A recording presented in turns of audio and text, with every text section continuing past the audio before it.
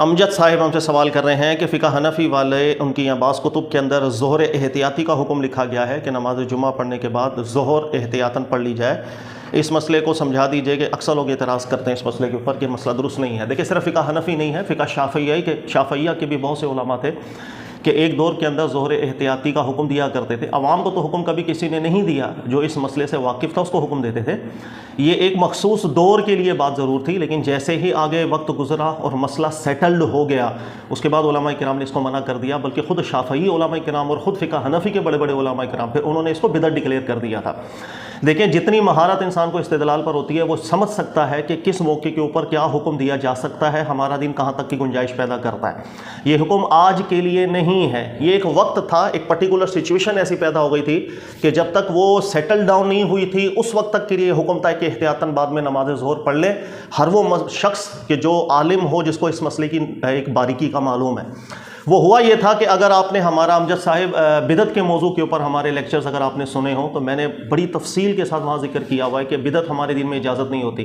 لیکن مصلحت مرسلہ کے زمرے کے اندر ضرورت اور حاجت کے اندر ہمارا دین کبھی کبھی سنت سے نکلنے کی اجازت دے دیتا ہے وقتی طور پر، جب تک وہ مصلحت ہے، جب تک وہ ضرورت ہے یا جب تک وہ حاجت ہے. اگر آپ نے یہ میرے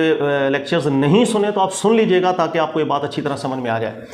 رسول اللہ صلی اللہ علیہ وسلم کے زمانہ مبارک کے اندر پورے شہر میں ایک جمعہ ہوتا تھا، اور چونکہ شہر بھی چھوٹے چھوٹے ہوا کرتے تھے اور پورا شہر ایک جگہ جمع ہو کر اجتماع کر کے حاکم وقت جو ہے وہ جمعے کا انعقاد بھی کروایا کرتا تھا. یہ ایک سنت تھی جو اللہ کے نبی علیہ السلام نے قائم کی، اس سنت کو جاری کیا.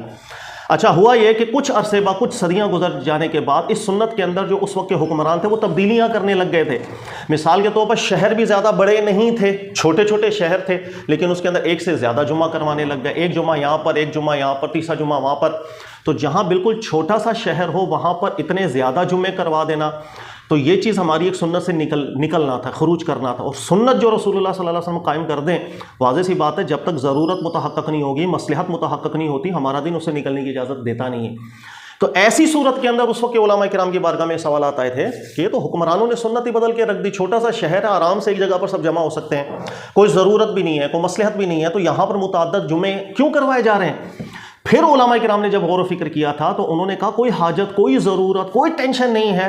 بلا وجہ سنت سے نکلنے کا ہمارا دین بالکل اجازت نہیں دیتا. ایسے مواقع کے اوپر فقہاء حناف ہوں یا شافعی علماء کرام ہوں، انہوں نے ذکر کیا تھا کہ ہر وہ شخص جو اس مسئلے کی نوعیت کو سمجھتا ہے کہ جس کام پر ہمارے نبی صلی اللہ علیہ وسلم کی سنت قائم ہو جائے، بلا ضرورت اسے نکلنے کی ہمارا دین اجازت دیتا نہیں ہے، ہم پر اتباع اور اطاعت واجب ہے نبی پاک علیہ السلام کی سنت کی.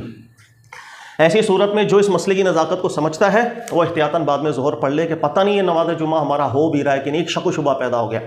لیکن ساتھ ہی عوام کو یہ حکم دیا جاتا تھا جو ان پڑھ ہے، جن کو اس مسئلے کی نزاکت کا پتہ نہیں ہے، انہیں کہا جاتا تھا وہ نماز جمعہ پڑھیں، بس نماز جمعہ ان کی ہوگی، طاقت سے زیادہ ہمارا دین تکلیف دیتا نہیں ہے. اور ان کو اگر ایسے مسئلوں کے ہم نے بتایا بھی تو وہ پریشان ہو جائیں گے یہ کیا ہو رہا ہے. تو یہ ایک خاص دور کا حکم تھا. اچھا جیسے جیسے وقت مزید آگے گزرتا چلا گیا، شہر بڑے ہوتے چلے گئے، بڑے ہوتے. اب آپ دیکھیں کہ کراچی شہر کو اگر دیکھ لیں اتنا بڑا شہر ہو گیا ہے کہ اس دور کے میرے خیال ہے سینکڑوں شہر مل کے ایک شہر ہو گیا.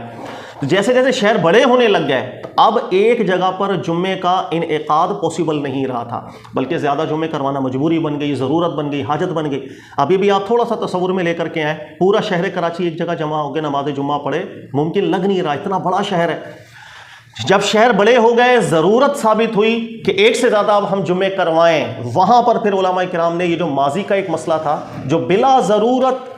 متعدد جمعے کروائے جا رہے تھے، اس مسئلے کو ختم کر دیا اور پھر ذکر کیا اب چونکہ متعدد جمعے ایک شہر میں ضرورت کی بنیاد پر ہو رہے ہیں کہ شہر اتنے بڑے ہو گئے ہیں کہ ایک جگہ پر اجتماع ممکن نہیں ہے، اب ظہر احتیاطی کا حکم نہیں دیا جائے گا. اب متعدد جمعے بھی جو بھی پڑھتا ہے انشاءاللہ تعالیٰ سب کی نماز جمعہ ہو جائے گی. تو یہ ایک پرٹیکولر سچویشن کا ایک مسئلہ تھا جس پر علماء کرام نے قلم اٹھایا تھا، وہ گزر گیا. اس کے بعد پھر فقہ حنفی کے، فقہ شافعیہ کے محققین علماء کرام نے خود بدعت ڈکلیئر کر دیا کہ اب چونکہ ضرورت ثابت ہو چکی ہے اب ہمیں اس ضرورت سے نکلنا نہیں چاہیے. ہاں یہ ضرور ہے کہ پاکستان کے اندر یا بہت سے ممالک کے اندر ابھی بھی ہم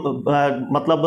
اس ضرورت کا خیال نہیں کرتے. مثلا آپ کی مسجد ہے اور بہت بڑی مسجد ہے آپ کے علاقے کے اندر، اور اگر آپ کا اہل محلہ اس ایک جامع مسجد میں جمع ہو تو آرام سے آ سکتا ہے. اب بلا وجہ دوسری مسجد کے اندر جمعہ قائم نہیں کرنا چاہیے کہ جتنا زیادہ اجتماع ایک جگہ ہوگا یہ جمعے کا مقصد ہے، اس لیے کہ جمعہ کا لفظ ہی اجتماع سے بنا ہے کہ مسلمانوں کو زیادہ اکٹھا کیا جائے. اب بدقسمتی یہ ہو گئی ہے کہ ہمارے یہاں پر چونکہ علم کم ہے، سیکھتے بھی نہیں ہیں، ایک گلی کے اندر جمعہ ہو رہا ہے، وہ مسجد پوری بھرتی نہیں ہے، دوسری گلی کے اندر ایک نئی مسجد بنا کر وہاں پر بھی جمعہ شروع کر دیتے ہیں ہم لوگ۔ یہ بھی دیکھا گیا ہے کہ ایک مسجد کے اندر اگر پورا محلہ جمع ہو رہا ہے، صرف یہ وہ ہمارے فرقے کی مسجد نہیں ہے،